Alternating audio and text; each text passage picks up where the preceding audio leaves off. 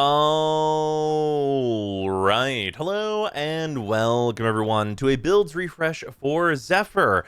This is going to be a nice little break from all the builds that have been changed due to the addition of persistence to the game, as Zephyr very much does not want to run that new arcane that is changing a variety of builds. But Zephyr did get a new tool with our latest update and has been kind of accruing small tools over the last couple years of updates. It has been quite a bit of time since the last time we talked about Zephyr, so she's kind of due for it one way or another. But her overall game plan hasn't changed a lot. With that, let's talk about shards first. You don't need any of these. These are all entirely superfluous. They do not matter at all. I have 3 duration shards in here for Tao. She loves duration. Duration is very convenient, not needed in any way. Max energy on spawn, purely convenience. You could absolutely forego this extremely easily. It will not matter. And then some parkour velocity because I like going fast. All very just, kind of whatever to the overall game plan. You're not hitting any like breakpoints with duration really or anything that's going to matter.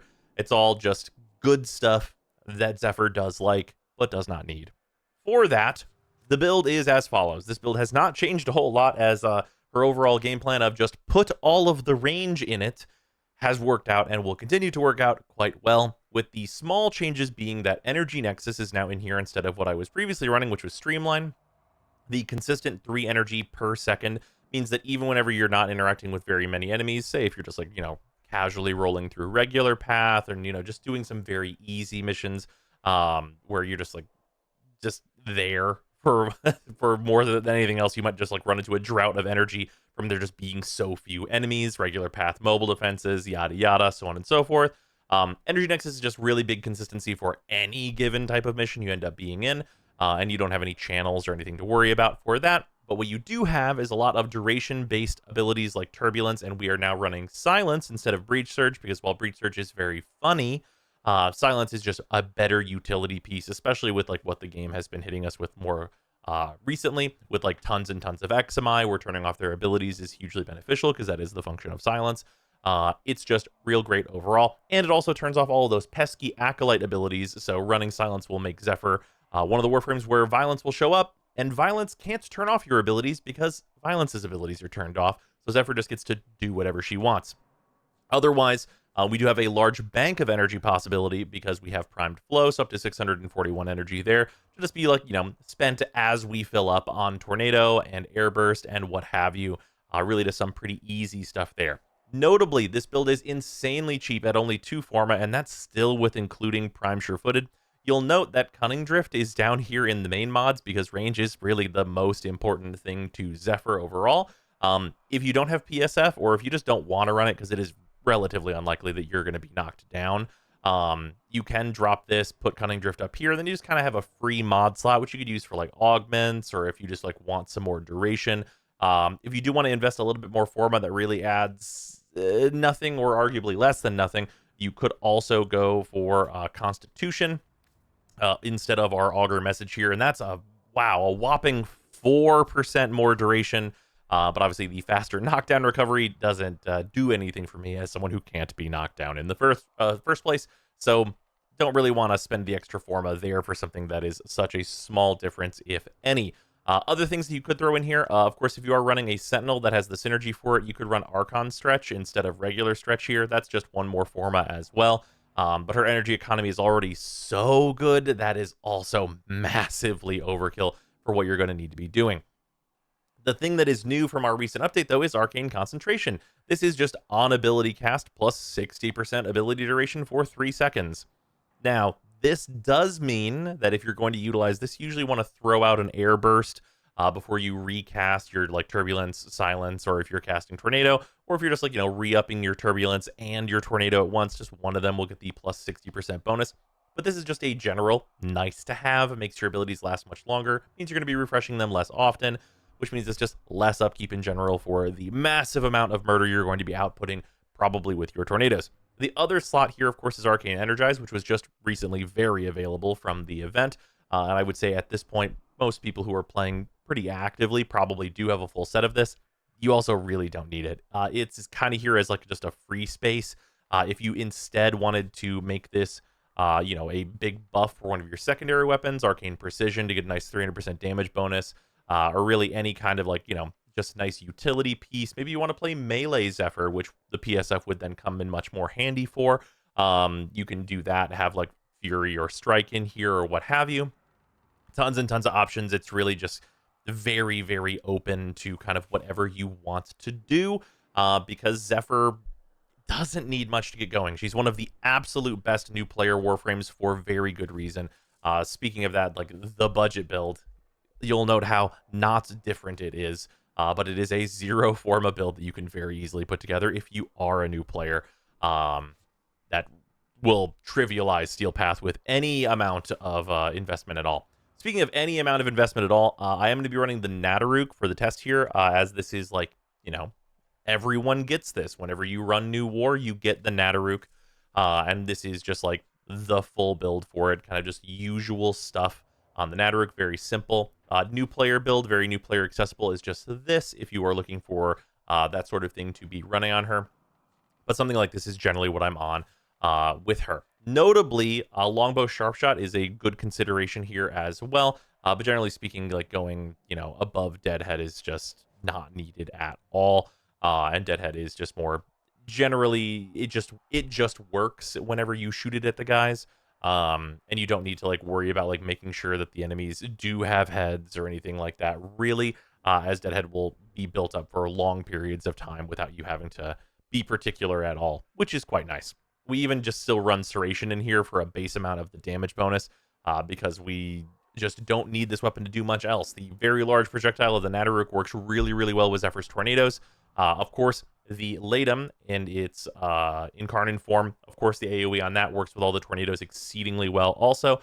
And the classic, the Slam Potes, still does its due with the tornadoes to scale that up and do tons and tons of damage for anyone who was wondering. Generally speaking, the focus school doesn't matter at all. You can go Matarai for more damage, Zenerik to make sure your energy economy is absolutely perfect, which is what I was just for more new players.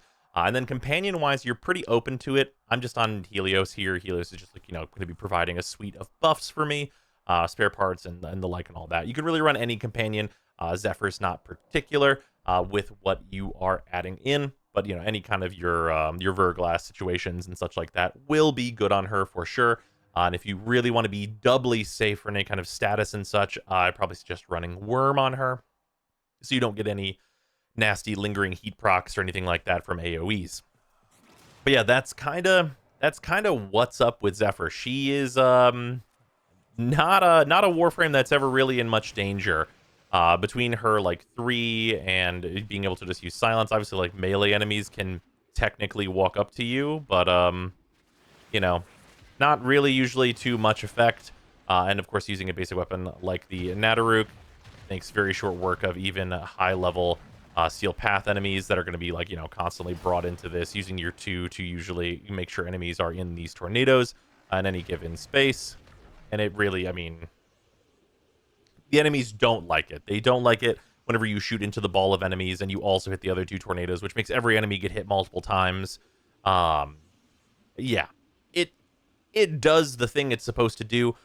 Silence is here because, hey, now the Xmas just have to shoot you. Problem, your 3 makes it so they can't shoot you. So now they can't do anything to you. Usually an Xmas would be the only thing that can really do anything to Zephyr, but Silence patches that up pretty much in its entirety, so only enemies that have natural AoE that can get to you through your huge 3, that is like, has to be not projectile based, has to be like wave based and all that, and you have to be, you know, just not looking at them, totally not paying attention, and you know, not having you have to have it multiple times because you're shield gated. Like it's very, very few things that are going to be able to do much, if anything at all, to Zephyr without you letting your 3 and your 1, or your 1 being silenced now, of course, run out. But yeah, that's what's up with Zephyr. It is worth noting that if you do just like the quick speed flight of her 1, it is not totally outside the realm of possibility and like reasonableness to replace her 2 instead for silence. But for me personally, I do tend to like the grouping on it.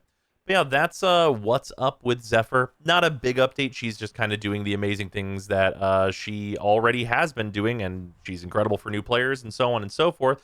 I've been saying it for a while, been beating this drum for years at this point, but people still don't want to play her, though we are getting the new usage statistics soon this month, so maybe something has changed. Maybe people are finally realizing how good the bird is and playing a bunch of her, and maybe the new skin has helped with that. Anyway, though, let's run some Tav. Let's put some enemies into tornadoes and blow them all up. Okay, jumping into Tav here. Just some pretty simple, easy stuff.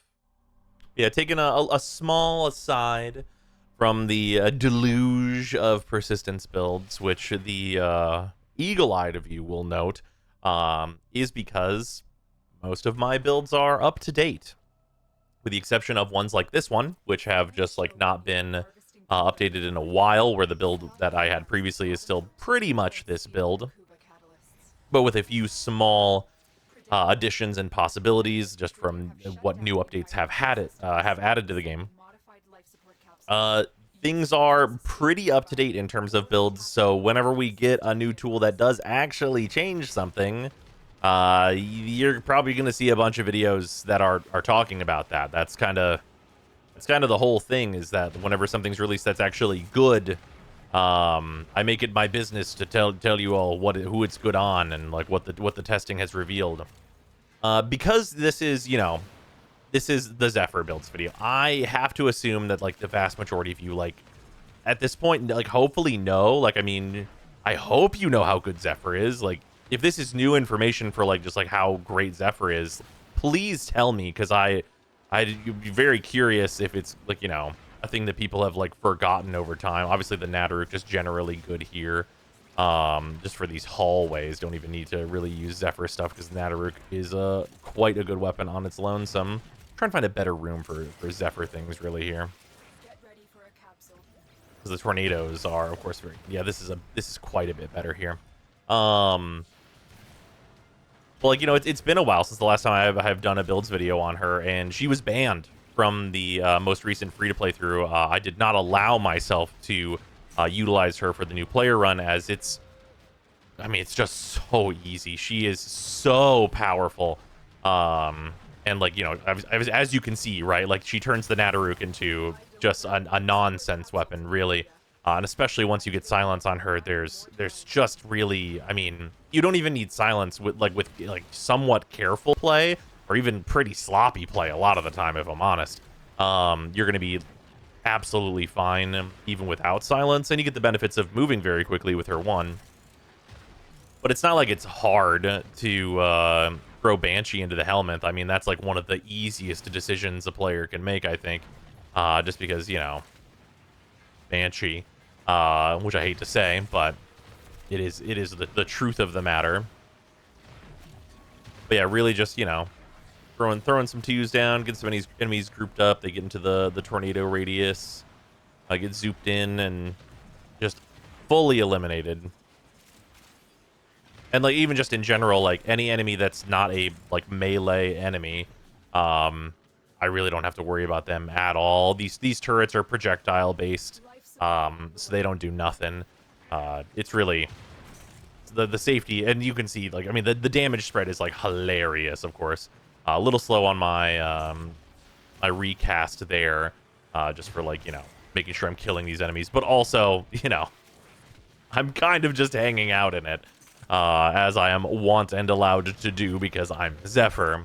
I will note, because of the recast time of her, Jade Xmas, a notable thing that can hurt you in actuality. So that is a thing that you will want to make sure that you are taking out a Jade Xmas and making sure your one stays up. That's one of the things that is great about silence, is you don't have to deal with that. Unless you, of course, don't turn your one back on, which is like the reason why we build all the duration that we build, so we have as little upkeep as possible for our different abilities. Throw our 3 back on here. Of course, we do always have the auger mod, so if we get into like a weird space, we can just like toss down R2, build up some shields that way. We want to be tossing out R2 anyway, but yeah, if we need to survive some weirdness in some way, shape, or form, that's really, really easy. I will just take this opportunity to just pop over here and just grab some charge for the Latum. Because the Latum, of course, is going to be a fantastic tool for taking care of the Acolytes very easily. Although we'll probably just, you know, I mean, if they're near the tornado, they'll simply die from just normal Nadaruk things, especially if it's stacked up with Deadhead. That makes hilariously short work of any kind of an Acolyte. The only things you really need to be thinking about whenever you are on Zephyr are, like, making sure you're recasting your abilities, of course. Though for the vast majority of levels, you're not going to be, like, hard shield gating anyway, because her kind of natural state is with plenty of shields, as you can see, for just survivability that way. You can see these Xmas are here, but not really any threat, because they don't get to use their abilities. So my one is, in fact, up. So that is, of course, quite nice. And they don't like it. Also, this here, with this Acolyte spawning in, no fear of, you know, violence spawning in or any some such like that. One thing that is notable is that the Acolytes that are melee focused, they can hit you. So that will be a consideration there. But yeah, in terms of Torment doing anything here, we'll just go ahead and fire into our Tornadoes. And Torment is not very appreciative of that. And also, I mean, none of Torment's attacks can hit through our 3, so totally immune to anything Torment does. So absolutely no threat at all, that one. But violence can, in fact, still get at you with their rapier. So that is a consideration. Is that you do still want to make sure that you kill them dead. You know, good melee enemies can be one of the few things that will pose a threat to you. Of course, there's always the tried and true classic of just jumping, and then the melee enemy can't hit you. So that's, you know, if you really want to tech it out and get really specific with things that can avoid that, you can do something as drastic as taking your feet off the ground with, I don't know, it seems like a lot of effort, really, but you know how it is. But yeah, anyway, though, yeah, like the current state of builds and stuff is pretty up to date, which I'm quite happy to say. But yeah, a few more persistence builds are going to be happening. There's a few non-persistence builds. Some of the suspects that you're probably going to imagine would get a persistence build. I don't know if you guys noticed, but I haven't posted a Naros builds video. And he only has health. As a reminder for anyone who forgot who Naros is and what that Warframe is, he only has health. So he is purely helped by persistence. He already has all the armor necessary for it. Obviously, in that video, we'll talk more about that. But, like, yeah, there's going to be another persistence video featuring Inaros. No abilities for you, little Jade Xmas. No. We don't do that here. So, yeah, like, like, you know, you're going to... I tried to post some of, like, the persistence builds that I would have, like, kind of was surprised I found my way to, which was, like, the Hydroid one and such, which I think worked out really, really well. I kind of wanted to get those, you know, up and around first. Because, I mean, any of us that have been around a minute, like, you know, it's still worth posting, of course, that it's like, yes, Inaros does use this. Here's his new build. This is what you're going to want to aim for. But I think that most of you, especially any of you that have been, like, longtime viewers, you read Persistence and you went, yes, the Inaros arcane. The arcane specifically devised to make Inaros more than not relevant. So... we try and do some of the goofy builds first, I think, that are a little bit more surprising or unexpected when we can. Also, KPM here, I'm at 600 and it is like 7.5, so we are a little bit lower. Some of that is due to just my absolute yappery that I have been on. So we will grab some life support here. But yeah, Zephyr is just such a chill time. That, yeah, I mean, like, you know, just hanging out with the Xmas, we don't really have to be super particular at all about, like, just, like, the way that we engage with enemies. She is so good. Like, realistically, if you guys were to tell me, like, oh, yeah, I stopped using Zephyr because she was just, you know, blowing through any problem in, like, seconds, right? And, like, this is with me just using the Nadaruk. Like, we're not even on good Incarnans or anything else. Like, we're just, like, really hanging out here. Because if it's a situation, like, I think the two things for Zephyr, hey, there's violence. Yeah, violence won't be able to do anything about this. The two real situations for Zephyr usually seem to be, at least from what I have seen, you either hate that she's floaty, perfectly reasonable, I would say, And, like, you know, you don't want to, like, throw her augment in here that makes her not floaty and all that business and go through all the trouble of it to get that going. Perfectly reasonable. Or you just kind of, like, we're like, yeah, that's good. And it's just not what I enjoy. And, like, nothing to be done about that, really. Like, if you're like, the tornadoes don't do it for me, well, that's kind of what she does.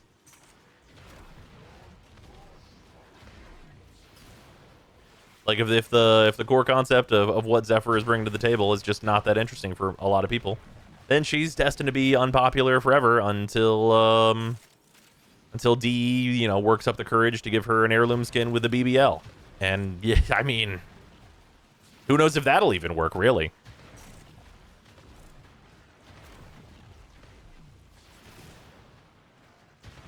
Well, I guess we'll find out when we get there, right? Yeah, we're just, you know, hanging out, just like really mega chill in this mission, just like goofing off really more so than anything else. But yeah, just really is able to lock down an area. She does sometimes have the little bit of the Vauban problem, which you're seeing there, which is enemies are being like pulled in, but they're like stuck in weird places and such. So your positioning does technically matter. Of course, you always get the opportunity to, like, you know, throw down tornadoes and slam. Let's turn off that Jade Xmas there. Don't like it when they do that. But yeah, I mean, we're at like lower KPM, but we're maybe goofing off vastly more than I would be in most other builds videos. Just because of what Zephyr allows you to do. But yeah, that's, I mean, this is like 80 KPM. So nothing crazy, but of course very weapon dependent. You use weapons with higher synergy, like your Arcoplasmors and your Coda Base Assists, and like, you know, a lot of the solid Tenet weapons, pretty much any Incarnate that has any AoE to it whatsoever. You start pairing this up with like the Paris Incarnate and like some of that goofy stuff, and you get really silly really fast. But just wanted to show her off with some basic stuff because she really is such a fantastic just new player accessibility, like just getting into harder content. Like, she's just so good at it with such a like low entry point that I think is just always worth discussing for Zephyr. But yeah, that's what's up with Zephyr. Coming to a Brozime channel near you, more persistence builds. All right, a new year is here, and we actually have some new patrons to thank. Thank you very, very much all for supporting the channel, especially the $10 patrons: Athean, Eighth, Alex Parnham, Arbiter Daydream, Baby Hoot, Barkus, Inuvan, Blotomatic, Brutus Salazar, Cano Lathra, Clob World 3, Dylan Dworsky, Ithrain, James Harthorn, JC4 Science, Josh, Nightcar 1981, Lord Ian, Luzanth, Matt Holt, Mike Kiesman, Mikkel, Michta, Nerve, One Man Wolfpack, Ruby, S267, Sanyu, Cezon, Sharp247, Snap the Mag, The Coupon of Death, Waifu Wars, Wodet01, Zephyr, and Zero Weaves Plan. Thank you all very much. And of course, thank you to all of my $5 and $2 patrons as well. Your support is much appreciated. We should be getting a ton of new build stuff out because there is a lot of new things that came out in December and many things to test and figure out.